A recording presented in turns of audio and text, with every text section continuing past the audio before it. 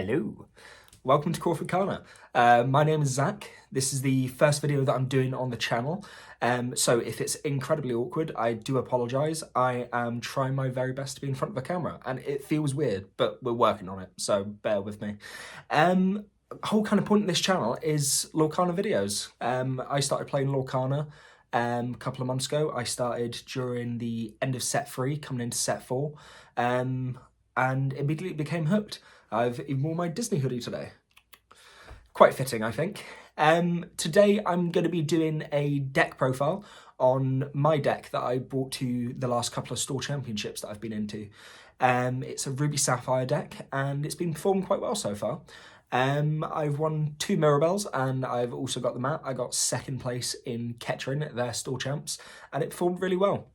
I went completely unbeaten all the way through Swiss. And then I lost 2-1 in the finals to Emerald Steel Discard, which was a really cool deck, and I'm hoping to do a profile on that in the future pretty soon. The guy that beat me, Dan, played really well. If you are watching this, Dan, well played. I played against him in the last round of Swiss, and I beat him 2-1, so it was quite fitting that he turned it around and beat me 2-1 in the finals. So if there's anything in the video you don't like, anything you think I should change up or do a little bit differently, I'm open to feedback. But apart from that, let's get onto the profile. A question regarding the mat. Is it just me or do her eyes like stare directly into your soul? I really like it, don't get me wrong, but it creeps me out a little bit. She's staring directly at you every time you make a play. Every time I make a misplay, I feel like she's silently judging me, and it's a little bit off-putting, I can't lie to you. I personally prefer the mats for the set 4, the Ursula's Returns. I really like those mats. I was kind of gutted that I didn't win one for it. I managed to get a 4th place in the store champs for set 4. That was with Ruby Amethyst. So very happy to get the mat for this set. But yeah, nice and colourful, I guess. Just not as impressive as the Ursula one, I think. So, let's start things off. Obviously, the draw card in the deck, we have Popsicle, and I run 4 of them all together. Same as any Ruby Sapphire deck, really. It's a great card, gets you that extra draw at the start. There's a couple of options you could go for the start. I always like having Popsicle on turn 1. I think it just kind of sets me up to get that bit of extra information in my hand, see what my next plays can be. It can be quite useful hand to them, just so you can ink one and then carry on. Obviously, you need to be quite careful with inking items in the deck, though, as you are going to need them for later. Next, moving on, we've got Ice Block. I am currently running 3 copies of Ice Block. I did consider running it at 4 just because it's so good for being able to reduce characters. It really helps with the little Sisu, the Medusa, even the big Sisu, just being able to wipe the board and get that bit of board presence. I think the best thing about Ruby Sapphire is once you're set up on the board, these cards make it so easy to stay in the game. Obviously, I think some of the difficulties I've found, especially in the final against Dan, was a lot of the Emerald Steel decks have characters with ward in them, and obviously Ice Block can't really touch it. So if you do have any characters that are a little bit bulkier, it is a little bit harder to remove them in the deck without the B prep. But luckily, most characters in Emerald Steel do tend to be 2 strength or under, which keeps us in good favour. Next, we have Ramping Card. We have 1 Jump Ahead. I'm running 2 copies of that. It's one I considered taking out of the deck, to be honest. It is solely there for the ramp, and I don't really mind whether I get that at the start or a little bit later in the game, just so I can force some extra ink in my hand. Obviously, with Quill, you can drop that as well, which is quite nice. The only kind of pressure point with the 1 jump is when they play Ursula on the turn 2. So any time that I'm playing against somebody that I know has green in their deck, I tend to just get rid of it out of my hand straight away on the mulligan if I'm on the draw. But if you are on the play, it's really, really great to have to begin with. So big fan of that card. Next, we have a very, very good card for set 5, probably one of the best ones in my opinion. Got Vision of the Future, and I'm running 3 copies of that altogether. Later in the game when you're searching for that Tamatoa, it's just absolutely phenomenal on getting you the answer that you need. There's been points where I've been stuck on draw and, I really need to run into that high room, and then you stick down a Vision, you can get you straight into that, your draw engine kicks in, and you can really take over the match. So really, really strong card. If I do get it on my open, sometimes I do keep it. Honestly, if it's at the start and I do have the Hiram in my hand, I'll probably ink this first, as long as I don't have anything bigger in my hand. But yeah, really phenomenal card nonetheless. We've also got 4 copies of Tipo. Once again, just for the ramp, Tipo's so great to be able to get down, and then additionally, it's quite nice against any of the aggro decks. I'm sure you'll find just as much as I have. Ruby Sapphire really, really struggles against hyper aggro. And, you know, even little characters like Maleficent and Lilo can be a massive pain. But with Tipo on the board, you can at least do a little bit of damage on top of them. Ideally for me, I'd like to get the Popsicle turn 1, turn 2 Tipo, and then turn 3 I'm going to be singing the 1 jump head. Of course, if they do have green in the deck, I might play the 1 jump to begin with, just so they don't get rid of that straight away. But nonetheless, Tipo, a really great card. I've considered going down 3 copies of him, mainly because anything a little bit later in the game, I feel like it's a bit of a wasted draw, and he does go straight into my ink. I've been thinking of a little tech to replace him with, but obviously that is limiting the chances of getting him on the kind of starting turns, which is a bit risky. So unsure on that so far. I'm running 2 copies of Hideaway. I did originally have the bigger Cusco in the deck, the cost 6. You know, it's just so great for that location removal. If you're playing against Ruby Amethyst, Queen's Castle is an absolute annoyance. Really does ruin my day when I see double castle come down. So great drawing into a Hideaway, just being able to get rid of that straight away. Or even an RL's Legacy if you're playing against a Rogue Red deck. I played a Locations Pirate deck. Played against it, in one of the store champs recently, and it really took me by surprise.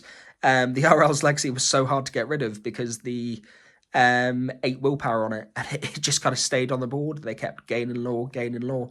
So Hideaway was really great, being able to just put a bit of extra pressure there. Like I say, Cusco is a really good card as well. I'm just not a fan of it being so much more expensive. I do understand the whole point of having a character on the board can be very useful, but I just think it's a lot easier being able to get out for 2 ink. Next, we're running 3 copies of Fishbone Quill. It's essential for Ruby Sapphire deck. You really can't have it without it. It's Spirit for Steel Song as well, when you know a whole new world's coming, being able to just force your cards into your ink, or if you are trying to get to your Sisu really quickly, you can force ink down with the Fishbone Quill. You do need to be careful the way that you play it, of course. I've fallen into the trap sometimes of being a little bit too trigger lucky with the Fishbone Quill, and then end up with no cards in my hand, don't draw into the Hiram, and you're stuck for a good portion of the game, where they can just aggro you out a little bit. There's days where I have considered having 4 Fishbone Quills, but I've not really missed it on 3. I've been quite happy with that count. I don't think there's really needed to be any more there. But once again, something that you can consider having 4 of them. I just think 3 is enough, personally. Nice little bit of tech that I stole from the winning deck from Birmingham, Fang Crossbow. Just such a great card. It's an additional ice block. Obviously you are having to pay your exerting 2 ink to be able to do it, which is a little bit more annoying. But being able to take 2 strength off a character is really useful for your removal. And then on top of that, the best part of the card, you can banish the item and banish chosen dragon character, which is great for getting rid of opposing Sisus. The 3-cost Sisu that they run in Ruby Amethyst, when you're starting to get a load of cards into your hand, it gets big really quickly. I was playing a match the other day and it was up on 10 strength, and you know, it was just going to rip through all my characters. So slotted down the Fang Crossbow, banished that straight away, easy removal for it. And then they also don't get off the Flynn trigger as well, as long as you do have another character on the board. So really, really useful. Now, this is my little bit of tech for the deck. I've not seen many other Ruby Sapphire decks that are running it this set. It was very prevalent before. But for me, this is the best card in the deck at the minute, and it's came in so clutch at the store champs that I've been playing in. Maui's Fishhook, which is absolutely phenomenal. The card, if you're using it with Maui, you get to use it for free. But with any other card, you exert 2 for the cost. You can give your character +3 strength, or you can give them evasive. The big reason that it used to be in the deck is mainly for taking out castles. And honestly, that is still part of the reason that it's in there. But the other effect I like from it is being able to give evasive. when Tamato is on the board, you're putting so much pressure on your opponent. If they can't remove it and you've got items down, they're in a lot of pressure, to be honest.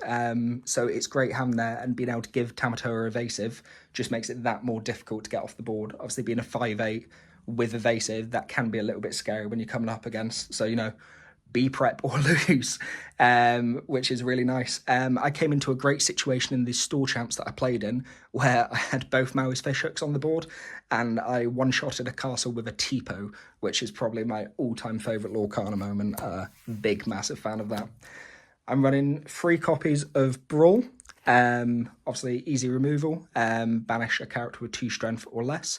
It's just so clutch for the deck, being able to get rid of extra characters. Of course, you combine that with Ice Block, and you can be getting rid of big characters, that are a lot stronger and harder to get rid of. And then combining that, I also run 2 copies of Sisu Daring Visitor.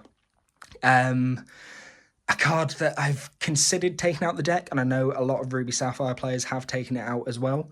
But I think it's just so essential to have in. It's really nice having the evasive character, but then it's also such a good shift line for the bigger Sisu as well. So I don't think any more than 2 is necessary, but I think definitely having it in the deck anyway. I'm running 4 copies of Grammatala. Really nice card just to get in the extra draw. Like I said, there's been plenty of times where I've not found my Hiram and I've kind of panicked because I'm just not getting that card draw and I'm top decking, and it puts you in an awful situation. The other good thing about Tala is you don't have to worry about Diablo, because you get to add 2 cards into your hand, decide on one to keep. Obviously with Diablo, it's dependent on drawing the card. So with the specific lingo of the card, you get around that quite nicely. But even so, it's a bulky card as well. Can be a really nice Flynn check if you're able to get that out. So one of the cards that I definitely want to keep in the deck. And then alongside the Tala, I'm also running 2 copies of How Far I'll Go. Once again, another song that I did consider maybe leaving out, just so it didn't get popped with any of the Ursula, Green Ursula that discard songs. But it's nice having in there just to be able to get 1, that additional ramp, and 2, the extra card draw as well. And it's came in clutch and saved me more times than I can remember. Of course, staple for the deck, running 4 copies of Flavisham. I don't know if it's true, so feel free to correct me, but I heard that Flavisham was potentially getting errated. I'd be really gutted if that happened. I love the card in the deck, and it's fantastic for draw, so I don't know what I'd do without it personally. After Flavisham, we are, of course, running the big beefcake of the deck, 4 copies of Maui. Obviously, I started in set 3, but Maui's been big since set 1. It's such an essential card. It can do so much damage, and just having it on the board creates so much pressure. It's difficult staring down a Maui because, as soon as you exert your character, it's probably going to go. And then additionally, when you've got ice blocks on the field as well, you can be keeping Maui there for so much longer. Just really great removal. Big fan of it. After Maui, we are running 2 copies of Madame Medusa. Once again, great card for removal, and then just the added pressure of being a 4/4. It's quite a strong card, can do a lot of damage. Obviously, Questing for 1 doesn't do too much, but once again, it's a nice bit of pressure. And if you don't have the big Sisu, easy bit of removal again. I have considered going up to 3 copies of it, just so I can get a couple more banishes with the deck. But I just physically can't fit it in, to be honest, which is a shame, because it's a great card, but 2 will have to be enough for just now. I'm running 2 copies of Be Prepared. Obviously, as a former Ruby Amethyst player, it is heartbreaking only having 2 copies in the deck. I do wholeheartedly miss having 4. But once again, a couple of times I have missed not having more, just so I can get the extra removal when I'm really under pressure. Big problem with Ruby Sapphire is if you let your opponent get too far ahead, you do get put under quite a lot of problems. But when you're relying on other cards instead of the Be Prepared, you're also not wiping your board, which is quite nice. And additionally, it's quite costly as well. There's nothing worse than a mulligan in your hand and drawing into a Be Prep. Of course, 2 copies of Dime. I saw a couple of people in the Birmingham Challenge and the Vegas Challenge that were running 3 of them. I personally don't think there's a need. 2 has been absolutely fine for me. Sometimes I even ink a copy of Dime with my quill just to get that little bit of extra lore. The little bit of extra ink. But yeah, I've never really ran into a problem not having enough dimes. So I think 2 is definitely fine as it is. One of my favourite cards in the deck, 4 copies of Big Sisu. It's just so essential for the board wipes. I've probably said that about 8 times in this video, so I apologise for that. But it's just a really great card to get out on the board. And your opponents do start to worry as well when you are getting to that ink level. If you're on 6, when you've already got the little Sisu on the board, you've got that shift line, so you can wipe the board really easily. But then it's not hard to get to 8 when you're running Ruby Sapphire either. So fantastic card, questing for free as well, so useful. Single copy of Mufasa. I expected Mufasa to be a lot better for this set than it actually is. I do really like it for this deck for the sole reason of answer it or you lose. But yeah, 1 copy is definitely more than enough. A lot of the time he does get wiped straight away. But it really is a case of you're playing it down, putting that extra pressure. Once again, if you don't have the high rooms in your hand, nice to be able to get the 2 cards back with the Mufasa. That's quite useful. And then you can almost get them down straight away again when you've got your Quill on the field. So really useful tool to just build your hand back up, get your cards back down, and then being able to re-exert your ink the following turn and play another hand is brilliant. Absolutely love the card. Of course, another staple for the deck, we have the 4 copies of Tamatoa. It's so good for cycling the items back. Obviously, a lot of time you are popping your items with Flavisham, but it's really nice being able to get Tamatoa on the field, bring your items back. Most of the time, I'm going for a Popsicle, just to get a little bit of extra card draw into my hand. But of course, sometimes I can go for the Ice Block. And if there's a big dragon on the field, I will sometimes be going for the Fang Crossbow. And then, like I said, a couple of times at the Store Champs, went for the Maori's Fishhook, been able to get that back, give Tamatoa evasive. 2 cost for the item popping off isn't that expensive and really useful in the long run. And then finally, last but not least, we're running 3 copies of Maleficent Dragon. Just a really big card. Great for damage and able to get rid of any card that's not got ward. So really like having that in the deck. Considered running 4 for that, but I think 3 has been absolutely fine. Quite a lot of time I run into it early in the game and it goes straight into the ink, but it is really nice when you draw into it when you've got kind of 12, 13 ink, especially 13 when you can play the Maleficent and play down a Tala, get that little bit of extra card draw just to replenish your hand. But yeah, that's my deck. So that's the end of the deck profile. If you have somehow managed to stay this long watching the video, thank you for watching all of it.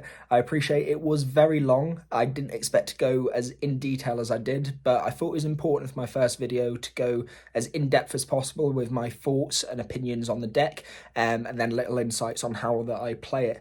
Of course, in future, if you do prefer content that's a bit shorter, I can try and cut that down. But additionally, if you do like the in-depth videos, I can continue to do stuff like that as well.